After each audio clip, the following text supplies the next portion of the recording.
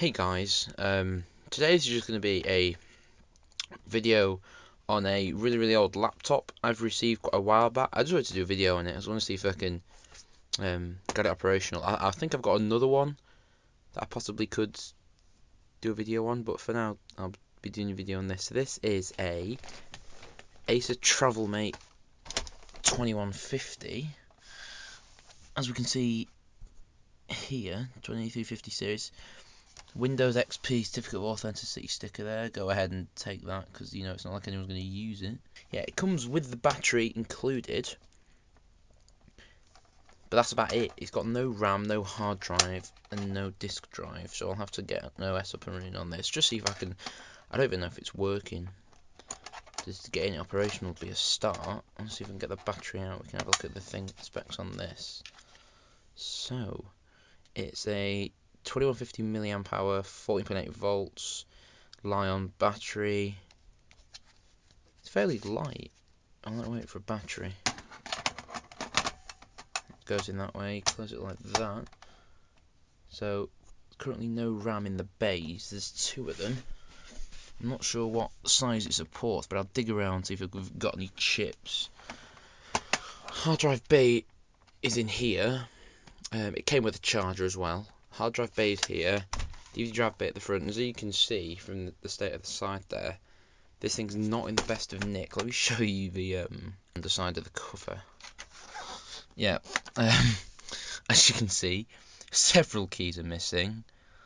Including most of the keyboard. Trackpad looks fine. I don't know if it still works. That button's you have to push that button fairly hard, or it doesn't really register. That one's okay. Trackpad's fine. Comes with Celeron M. I'm not sure if it's been upgraded or downgraded or whatever because I haven't actually checked. Designed for XP. If I can try, I want to see if I can get Windows 7 on it or something. But of course, it depends on the compatibility of the integrated graphics.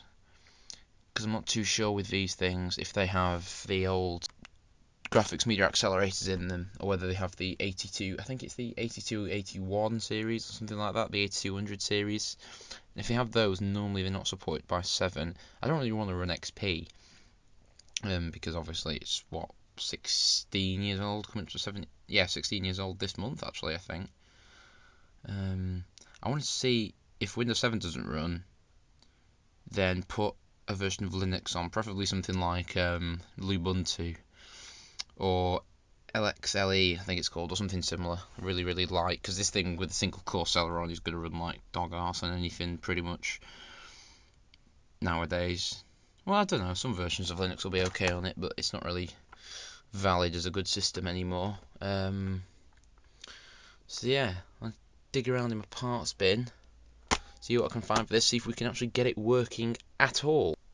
Okay guys, in terms of parts for this thing, I managed to dig up from an old system I used to have, which went years ago, an 80 gig IDE hard drive, which I'm pretty sure still works, because I tried it in my little IDE to USB adapter I have, and it still works pretty well, I think. Standard IDE connections there. And then for RAM, I've had a look on the system specifications, and it says this thing supports up to 2 gigs of RAM. DDR, not even DDR2. PC 2700, 333 megahertz DDR. I think this model I had a look was on sale about 2003, early 2004. So nowhere near new enough for DDR2. I think I've got some DDR2, but obviously, like I've said, there'd be no point trying it. And then for a disk drive, I've managed to dig out this old thing, which is a bit knackered and a bit dusty, but it still works. Let me move the RAM over. Just a bog standard DVD-ROM CDRW drive with those silly laptop IDE connectors that they have. If it's going to focus, there we go. See, so it's got one of those.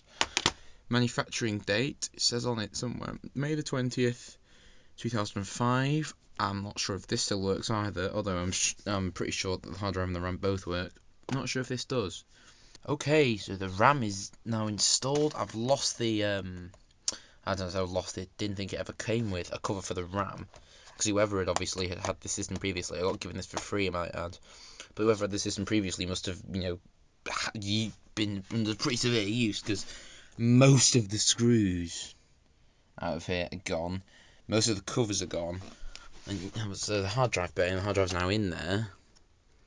There's no cover for that, and then on the front DVD drive, the faceplate off that's gone. I don't know where that's gone, because this has come out of a system from a couple of years back. That also has no faceplate on it. Power adapter set up. Here is the power adapter for the system.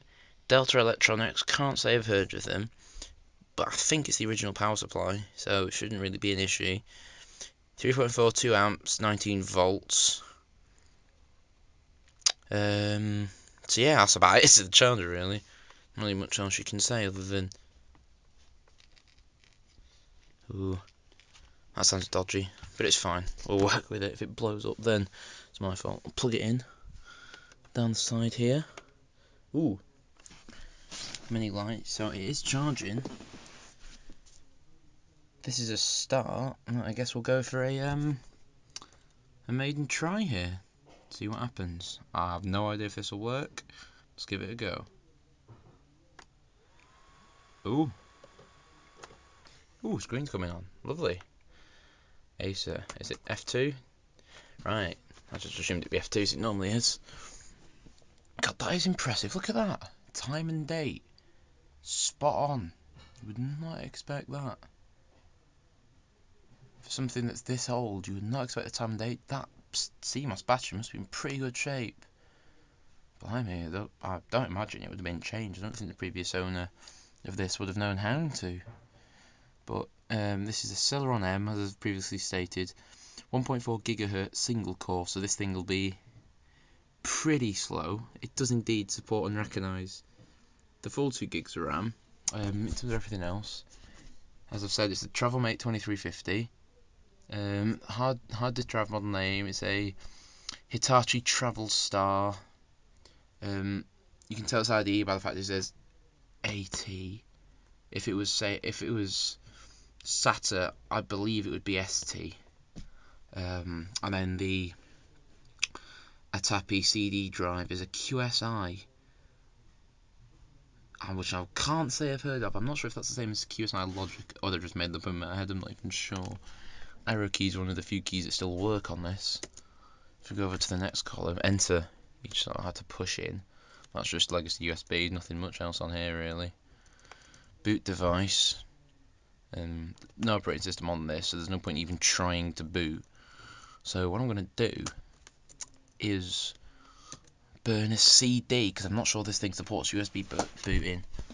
In terms of the peripherals on this thing, there isn't really much to it. It's got a Wi-Fi switch,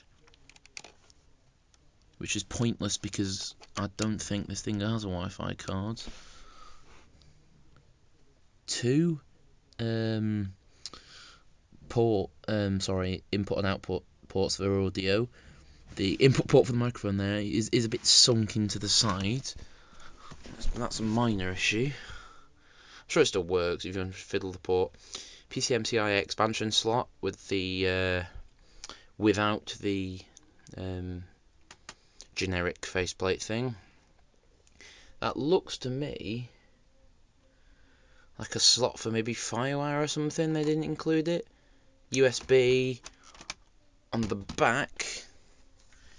We have Ethernet, DSL modem, 2 USB ports, VGA, Kensington lock.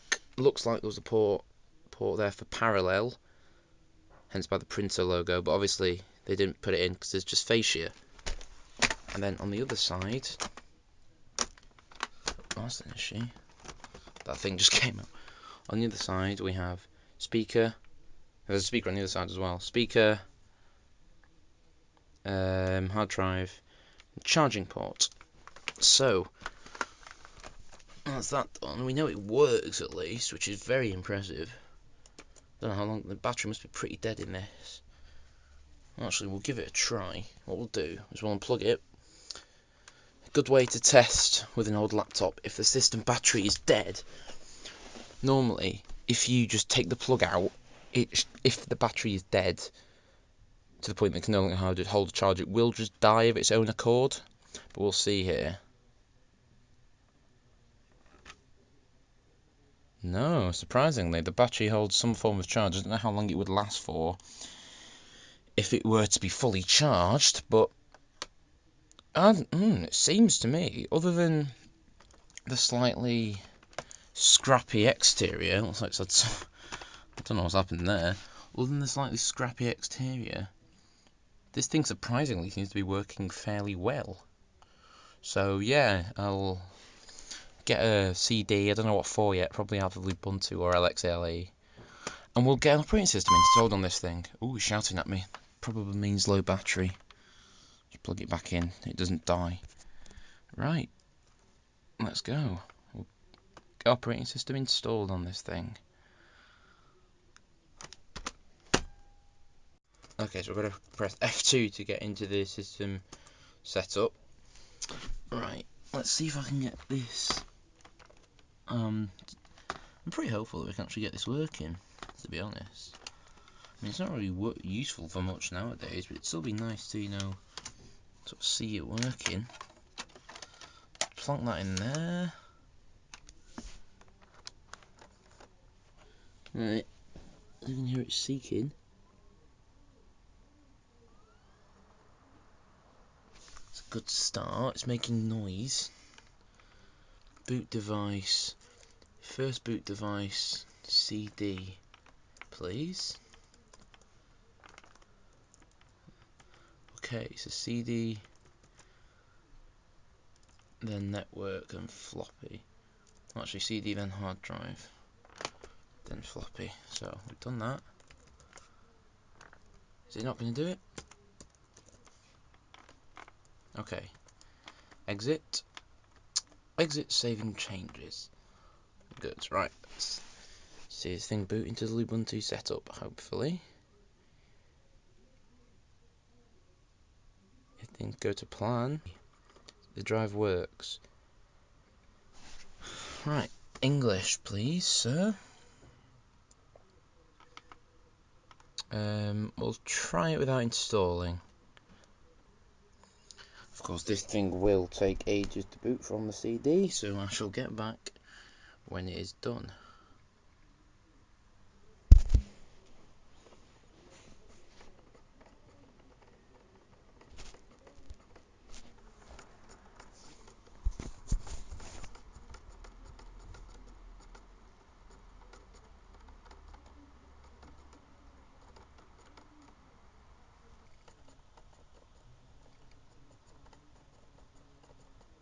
Alright, so we're now booted into Ubuntu.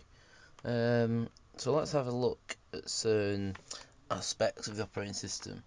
Let's have a look first of all, so I'm quite intrigued what the battery life is. So currently it's probably been on charge for about 15 minutes, and it's at 55%. That doesn't really seem particularly promising. Probably means most of its capacity's gone, because that's a pretty quick charging rate for a laptop battery. If we were to have a look, how does one? There you go.